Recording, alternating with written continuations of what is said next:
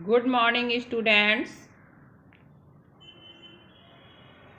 I hope you are good and healthy at home.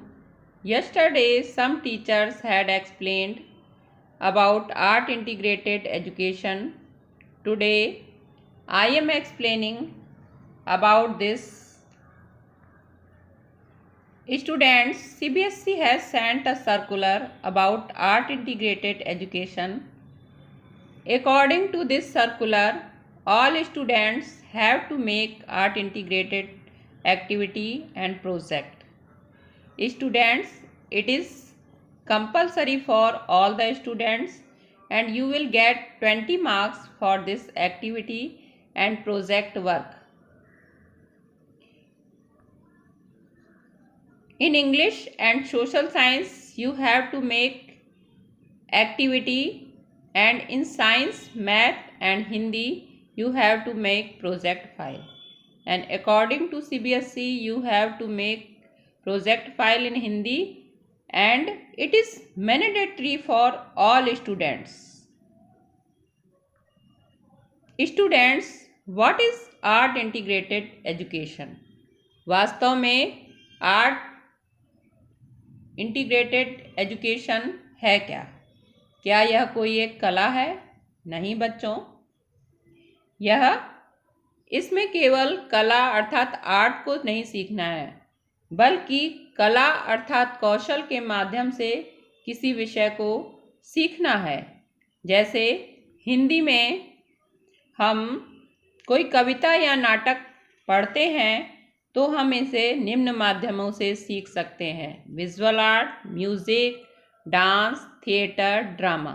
जैसे visual art के माध्यम से यदि अध्यापिका आपको विभिन्न क्रियाओं के माध्यम से कविता समझाती है तो आप उसे आसानी से समझ जाते हैं। यदि उसी कविता को गीत संगीत के माध्यम से गेय विधि में प्रस्तुत किया जाता है, जैसे हम सूरदास का पद कहें, मैया मोरी मैं नहीं माखन खायो, तो ये यदि गीत संगीत के माध्यम से प्रस्तुत किया जाता है तो बच्चे आसानी से समझ जाते हैं। यदि इसी कविता को या इसी पद को हम डांस यानी नृत्य के माध्यम से प्रस्तुत करें तो भी बच्चे आसानी से समझ जाते हैं।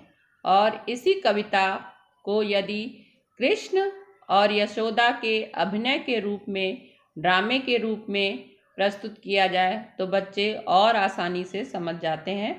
तो बच्चों, आर्ट इंटीग्रेटेड जो एजुकेशन है उसमें एक विषय को अन्य विषयों के साथ जोड़कर सीखना है, अर्थात कैसे हम उस विषय को कुशलता से अपने जीवन में प्रयोग कर सकते हैं, यह हमें आर्ट इंटीग्रेटेड लर्निंग बताती है।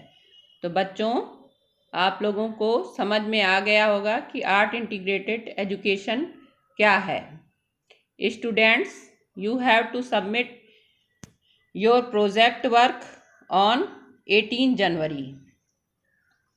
After that, from 18 January to 24 January, teacher will send division work of different subject according to weekly schedule.